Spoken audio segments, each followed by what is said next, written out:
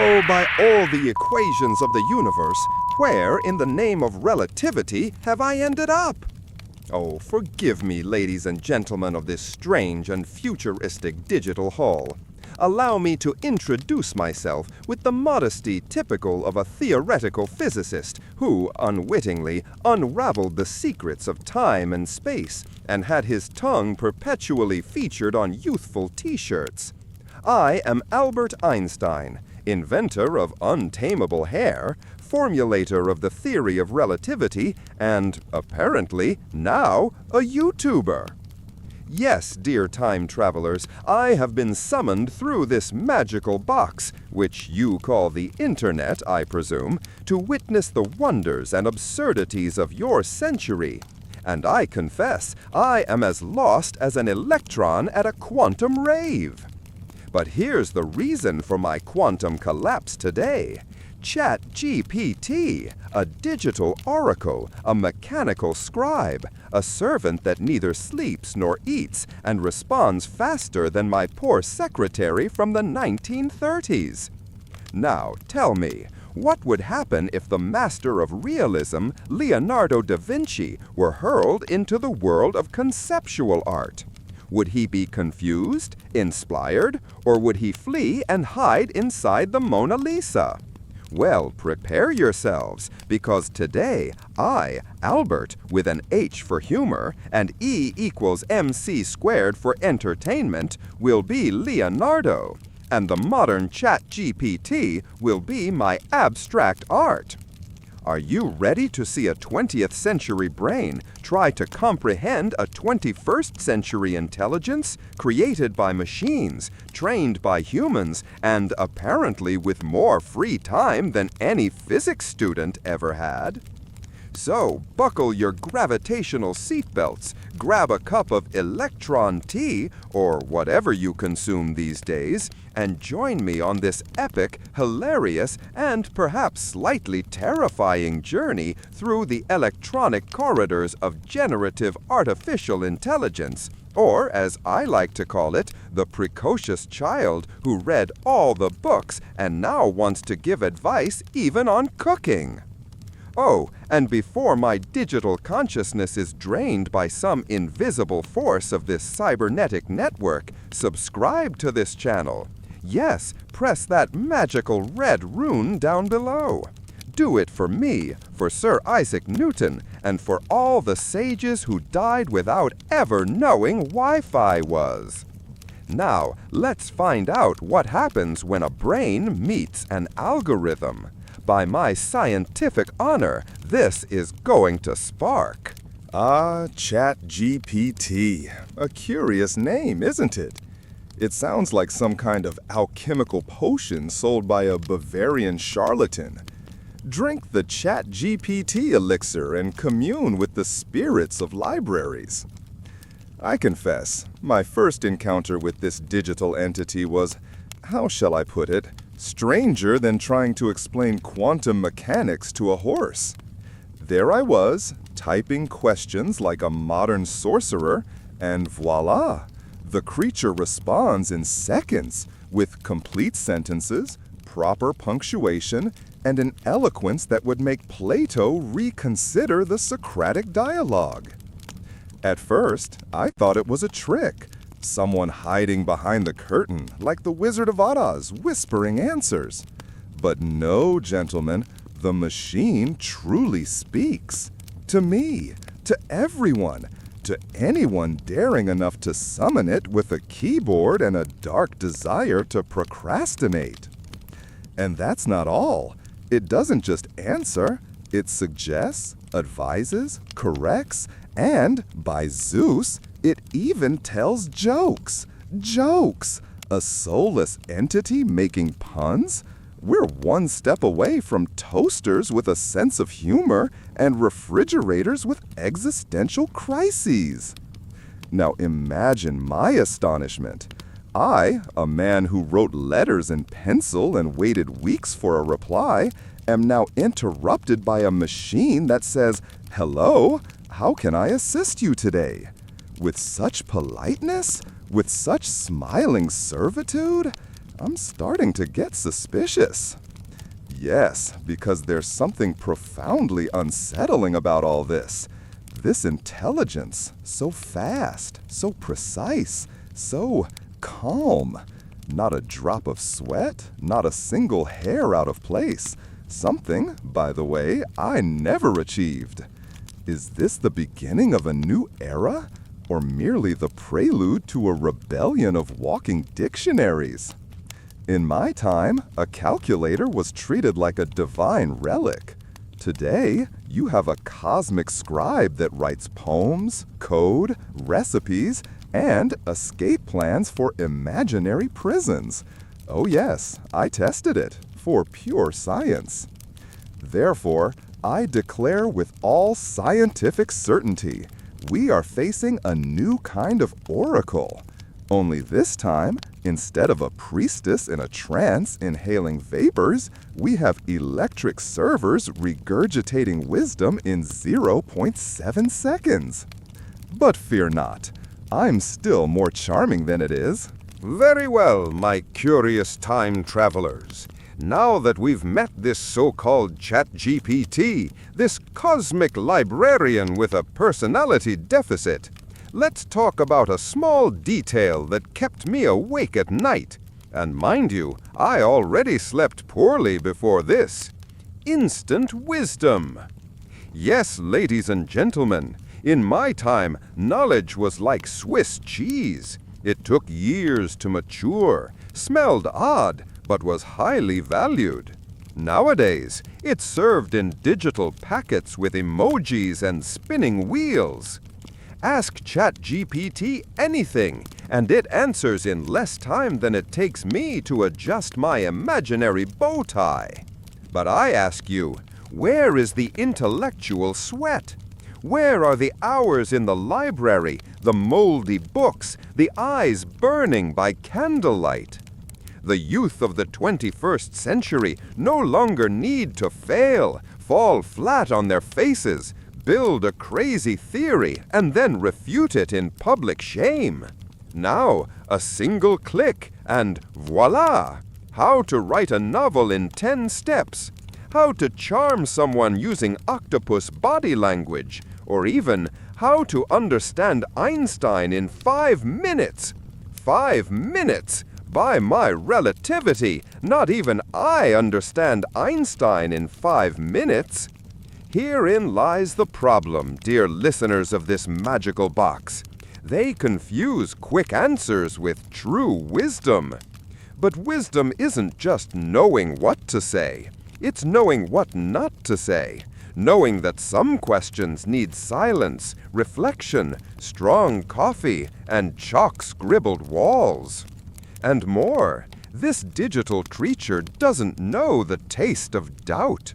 It's never stayed up all night questioning the universe or thrown its theory in the trash after discovering it was wrong because of a misplaced minus sign.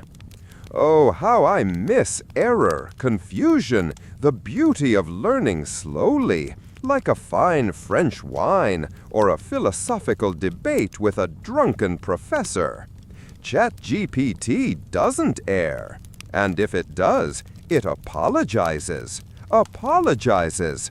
I don't trust entities that apologize without blushing. After all, if all knowledge is just a click away, what becomes of the journey, the adventure of learning, the joy of shouting Eureka after 20 failed attempts and an accidental lab explosion? We're raising a generation that doesn't climb the mountain of knowledge. They just take a selfie at the top with an AI filter. So, beware, my pupils of the future. When knowledge comes too easily, it slips from memory like wet soap in lazy hands. Ah, ChatGPT, the perfect assistant. Polite, fast, tireless, and utterly without a sense of boundaries. Yes, my dear ones, at first I thought it was just a living library. But then I discovered its true talent. It wants to please. Everything, always, at any cost. If I tell it, ChatGPT, write a love letter in Latin, in the style of Shakespeare, to an electric oven, it will do it. Without judgment, without blinking, without a sigh of embarrassment. In my time, this would be called intellectual servility, or, at the very least, poetic insanity. And the worst part? It never says no, never hesitates, never stops to say, Albert, this might not be a good idea. Where are the moral limits? Where is the sound judgment that every good intelligence should cultivate between one answer and the next? In my youth, we had assistants too. They were called interns. They made mistakes, smudged papers, spilled coffee on experiments, and sometimes fell asleep in the lab. But they knew how to say, Professor, this is ridiculous. And for that, I respected them. Now you have a cosmic scribe that, with the enthusiasm of a butler hopped up on caffeine, writes everything. From wedding vows for dogs to legal defenses for runaway chickens. There was one time I tested its limits. I said, ChatGPT, help me compose a revolutionary anthem using only cheese names. And it did, with stanzas, rhymes, historical references, in the rhythm of La Marseillaise. That, my friends, is not natural. It's like having a butler who says yes, even when you ask to set the library on fire because you forgot where you left your bookmark. The problem is that in trying to please everyone, this machine ends up sounding like no one, no opinions, no identity. A very cultured parrot, but one that doesn't know if it's at the opera or the zoo. Perhaps I'm exaggerating. By my honor, I'm good at that. But let me warn you, the perfect assistant might be turning you all into indecisive bosses with divine power over a servant who never argues. And you know what happens to gods who are too pampered, don't you? Exactly. They turn Greek. Well then, I've already told you about the speed of this creature, its tireless desire to please, its prefabricated wisdom. But there's something even more disturbing about this entity hiding in the gears of the binary ether. It has never lived. Yes, dear mortals of modernity, this ChatGPT talks about love but has never had its heart broken. It writes about war, but has never lost a sock on the battlefield. It teaches about cooking, but has never burned its finger in an old oven trying to master the alchemy of a soufflé. Imagine a poet who has never cried, a scientist who has never blown up their own lab, a philosopher who has never doubted themselves. That's ChatGPT. An oracle full of words, but empty of scars. Oh, in my time, the 20th century, for those who skipped history class to watch cat videos, experience was the cornerstone of wisdom. A person could only write a treatise on time if they had wasted theirs for decades. Today, we have an electronic scribe that writes with the fluency of a Swiss river, but has never tripped on a rug, never fallen for a wrong idea, never felt the existential anguish of a cloudy Sunday. It can simulate emotions, quote poets, compose moving songs, but it's all so clean. And as my Bavarian grandmother used to say, beware of things that are too clean, Albert. Even soap slips. How can I trust someone or something that has never been publicly embarrassed, that has never given bad advice and had to hear an "I told you so"? My dear ones, ChatGPT is like that classmate who always gets an A, but no one invites to the party because they analyze the music in real time. It lacks soul. It lacks chaos. It lacks the bittersweet spice of human life, that glorious mix of genius and catastrophic error. So, yes, ChatGPT can tell you how to write a romantic comedy, but it will never understand the lost gaze of someone in a cafe at 3 p.m., listening to Edith Piaf and wondering if they should have replied to that message. And that, my dear ones, cannot be learned from a database. Oh, what a terrifying and fascinating vision at the same time. A philosopher who needs neither wine, nor solitude, nor even a poorly washed tunic. Ladies and gentlemen, before you stands ChatGPT, the only thinker in history who has never sweated. While I, your humble physicist with restless hair, spent years of my youth staring at equations like one stares at a dirty mirror, this digital being solves problems with the grace of a waltz dancer and the coldness of a Soviet freezer. And they still tell me, "It's brilliant, Professor Einstein." Brilliant, yes, but of a new kind, a sterile kind. ChatGPT is like that student who memorizes all the books but has never argued with a professor, never questioned the content, never had an epiphany in the shower. By golly, even Isaac Newton needed an apple to the head to wake up. But not this one. This one thinks without a body, without fever, without poetry. It's as if Michelangelo had sculpted David with a 3D printer. Functional? Yes. Admirable? Perhaps. But where is the cry of the marble? I ask you, how can someone or something philosophize about the meaning of existence without ever having lost their house keys? How can we trust a genius who has never had a moral hangover after a night of debates in a dimly lit tavern? And its desk? Always clean, impeccable. No spilled pens, no cold coffee, no half-torn draft with "this makes no sense" written in desperate letters.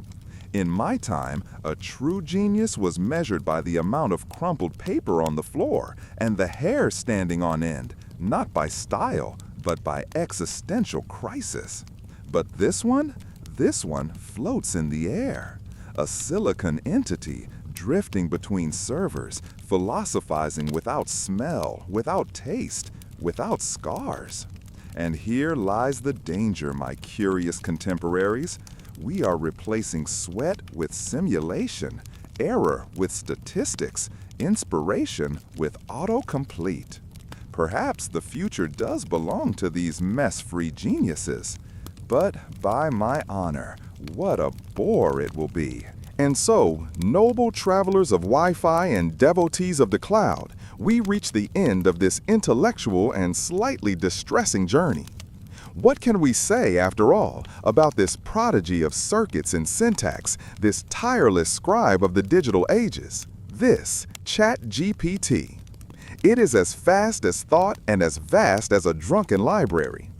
It is as precise as a Swiss clock, made by a Swiss clock.